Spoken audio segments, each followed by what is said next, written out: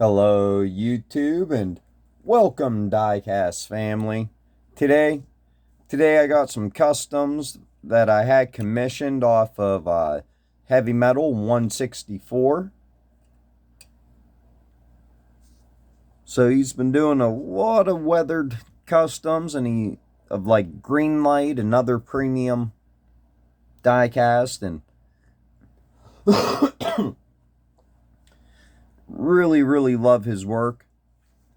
This one he actually lifted it, so it's higher than the factory stance.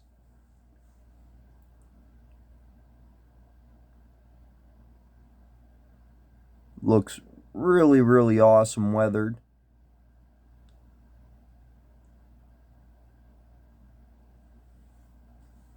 Love how it turned out.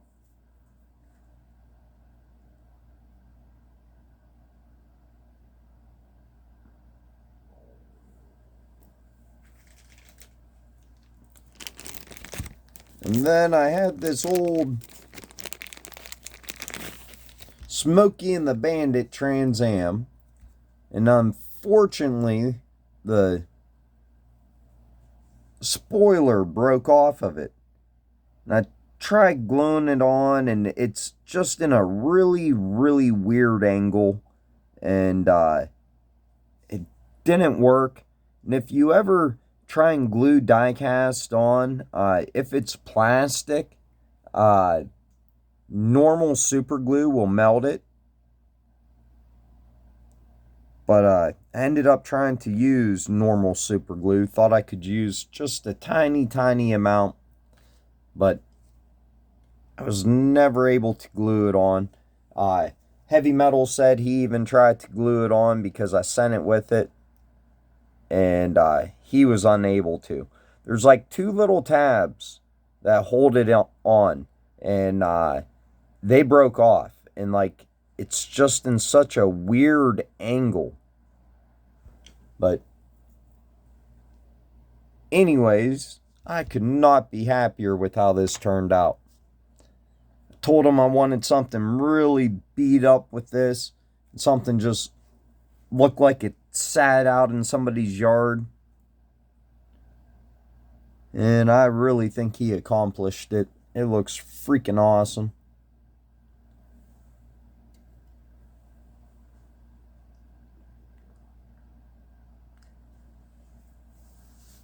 Now, you guys haven't seen me post a custom in quite a while. I've heard a lot of comments about it, and I got really frustrated. I tried doing a couple things, and just got really frustrated. I was trying to do I bought a couple of these and got graphics and wheels and everything else. I was going to do the Colette Davis Barbie car and cut the front bumper off and make one like this. But this plastic is extremely hard to work with. Like you just got to cut it so precisely, even though it's a little tiny round piece of plastic. The angle that you cut it at and glue it at still has to be precise, and it kind of frustrated me trying to figure it out. Uh, doing some other stuff. Some of the paints I had bad luck with. They just didn't turn out the way I wanted. I had some graphics that I put on, and then for the first time, I don't know if it was the weather or the temperature or what happened, but I had some of my customs I did, and I was on my final stage of clear coat, and like 4 or 5 of them, the clear coat just got messed up on. So they were completed at that point, and it was a final clear coat that screwed up on them. So between all of that, it just got me kind of frustrated, and I still been working on customs. I got a bunch that are close to being done, and I just have had bad luck the past couple months with customs.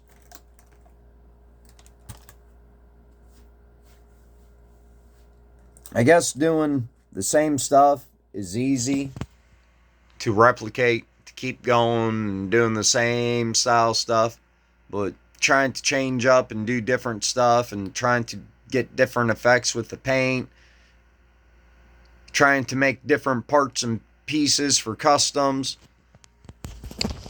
I know Jakarta diecast makes it look really easy, gets millions of views. People don't realize if they go to Jakarta's Instagram, it will show their production crew. There got to be 5 or 10 guys in a big ass room. All of them have their own big desk work area where they're making customs all day long. They're making the little parts and pieces, and they're making everything. It's a group. It ain't one guy making them customs. It's a group of like 5 or 10 guys, and that's their living, and they make a really good living off making them videos. And them are extremely amazing customs that are on a completely different level. And the last one I got commissioned off a heavymetal164 with, if you're watching this, thank you. Thank you very much for making these for me. They turned out absolutely amazing. Could not be happier with them. I mean, that's going to look freaking awesome set up outside of a garage or something. If you don't follow heavymetal164, make sure you check out his YouTube channel and follow him. He doesn't post a whole lot like he used to, but he does still post videos. And he's also the one that made this diorama for me. So he made this for me. He makes a lot of these, and absolutely love this. It's been the background in a ton of videos, and absolutely love it. But I had that commissioned off of him because I live in Ohio and he lives out west. It's makes it hard. Like this was hard for him to ship, and it was like the max that he could ship. So unfortunately the ones that he does with awesome detail and just are really done up with buildings and everything else, he's unable to ship it like and keep it protected. It was hard enough to try and protect the couple trees and stuff that were on this one, and unfortunately, that's a downside. If you live local to him, he probably can make you a really awesome one at a really decent price, and it'd be absolutely amazing.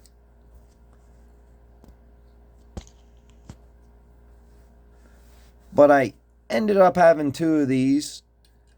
I'm not sure how I ended up with 2 of them. I might have picked up one when I already had it or something.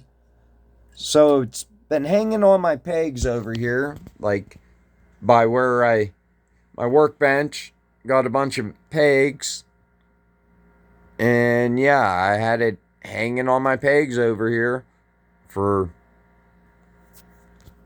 years since it came out. So at least 2 years that's been hanging on my pegs. If not, I like to say maybe 3 years. And I was wanting to weather it just like this, just like how he did. Make it look dirty and grungy. While you guys check out this awesome weathered one, let me go grab the regular release. We'll compare them.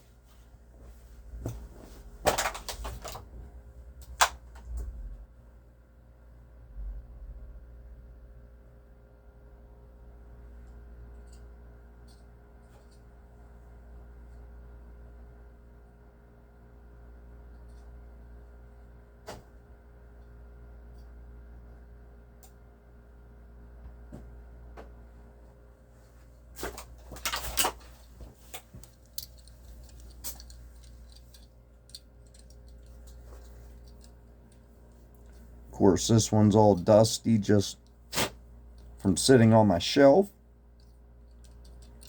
But big difference. So there you go. A clean version and a dirty version. And Greenlight nailed it. Nailed it with this Titan casting. Between the weathered headlights and weathered taillights.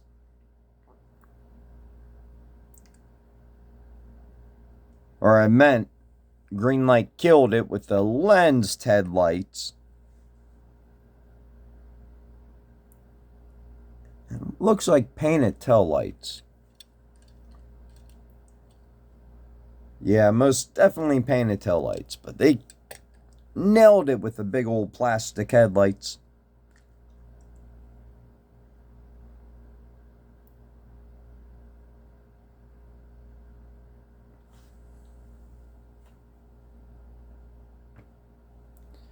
And since I grabbed this one,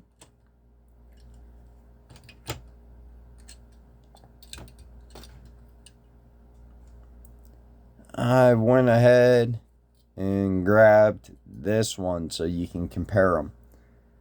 The biggest difference is going to be the rims on this, because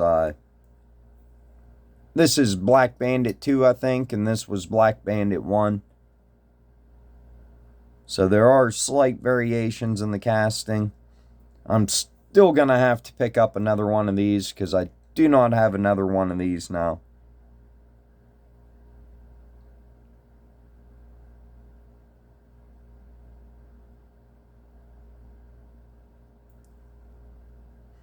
And this is one of the only green lights that I wasn't able to fix. So a lot of times if you lose a headlight or a bumper or something, you can easily glue them back on.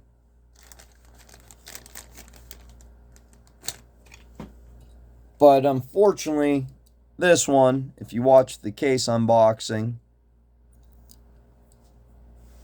it did not come with a front grille. So there's not a whole lot I can do to fix that one.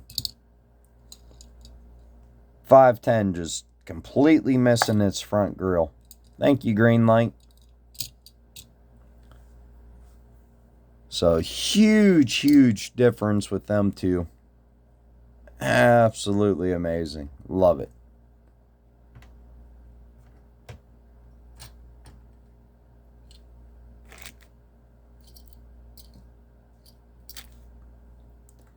And if you're still watching, I'll just show a couple other customs since they're sitting out and I haven't put them away yet.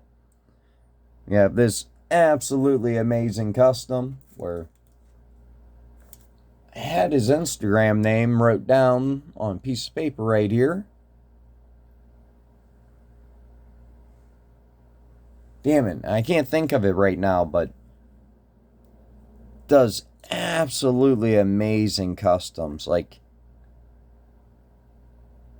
this is crazy. You can find heavymetal164 on Instagram too. On Instagram, he is oh shoot, I forget what he goes by on Instagram. Used to be heavymetal164, but he changed it to Optical Luge. That's what it is, Optical Luge. So check out, or not this guy. This guy, Heavy Metal. He's Optical Luge on Instagram, so make sure you check him out. Then here's one I picked up off of eBay. It was a weathered M2, I think. Yeah, M2. It has opening doors.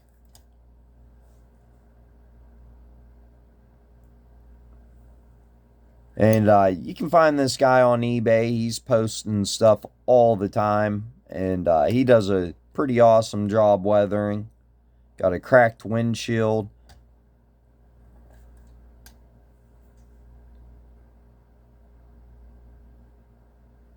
Really grungy and grimy looking.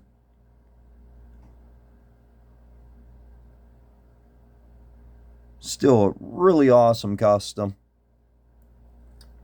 I just have not got into weathering customs yet. Here's another one from the same guy from eBay.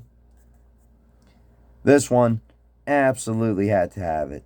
This thing just looks freaking awesome. It looks like an old Indian service truck from back in the day that just Indian went out of business. And this was parked next to an old building and forgot about. That's what it looks like to me.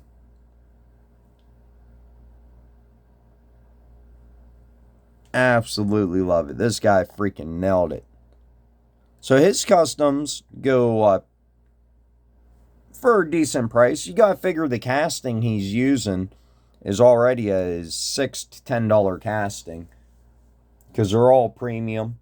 And then to do all the weathering and everything else, and just I think he sells them at auction, and they average between 20 to 25 bucks at auction, I think.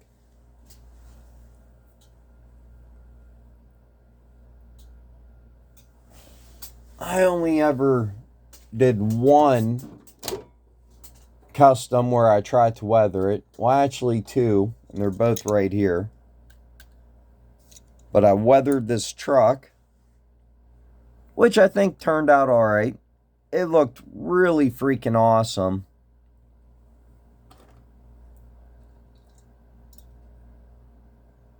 Before I clear coated it, even though I used a satin clear coat, it still didn't come out just like I liked it, but still gotta trim that axle. They're a little long. And I had done this, like, I like to say 4 or 5 years ago. So it's been 4 or 5 years since I tried to weather a vehicle. This is actually like real rust that you apply. You can use vinegar and K-wool, and you can make rust in like a minute, maybe a little over a minute. It's just pure rust bubbling away. And if you leave that stuff set out and dry out, then you can get a powder from it. So it's actually real rust that you're applying. I think I did a YouTube video on it 4 years ago when I did that one. I may not have, but I think I did. You'd have to scroll back pretty far in my videos to try and find that. And then this is a Simpsons car. Now the Simpsons Retro Entertainment one, I do not have. I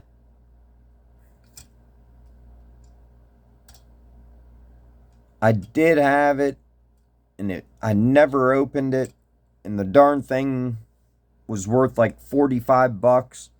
So I sold it on eBay for 45 bucks so I could buy more die cast.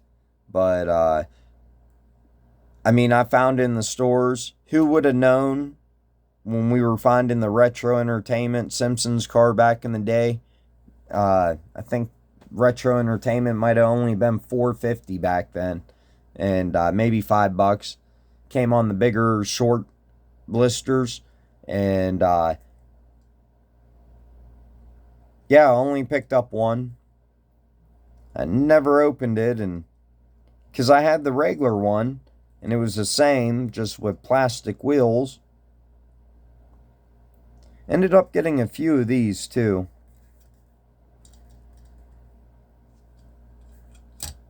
And this one was kind of going for a different weathering effect. Not as happy with how this one turned out as a truck. But it's definitely a skill, and it would definitely take practice. And the more you did it, the better you're going to get at it. And someday you might be as good as heavymetal164. But his are definitely pretty freaking awesome. And I don't know, he's probably done a couple hundred.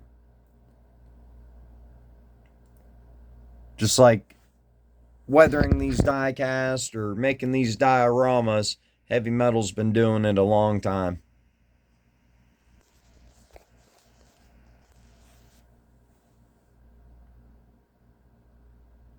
But thanks, Travis, for some freaking awesome mascars.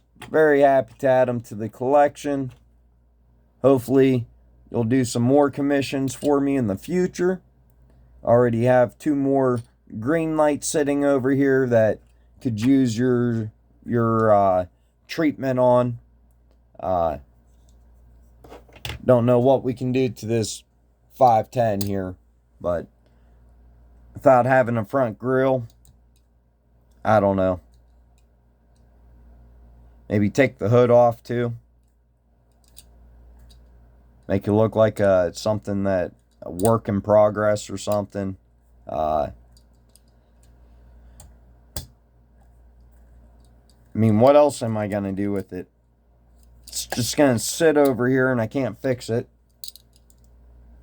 And then there was a couple others that I had in mind that I would like to have weathered. Absolutely love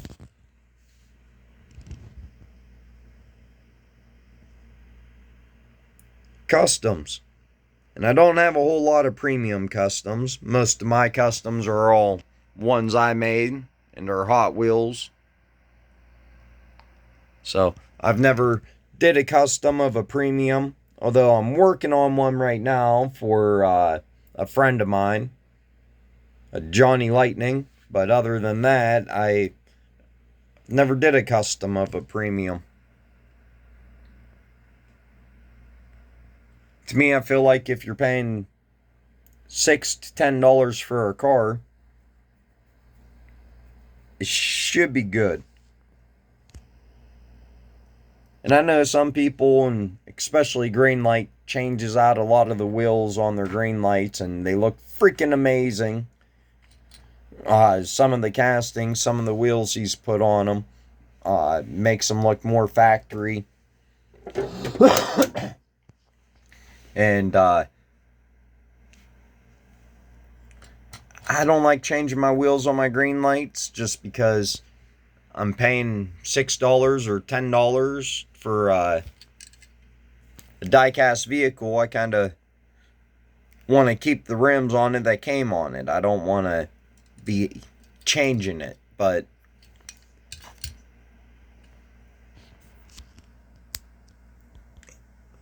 he does a lot of wheel swaps on Greenlights, and I gotta admit, his wheel choices are always better than the factory wheel choice that Greenlight uses.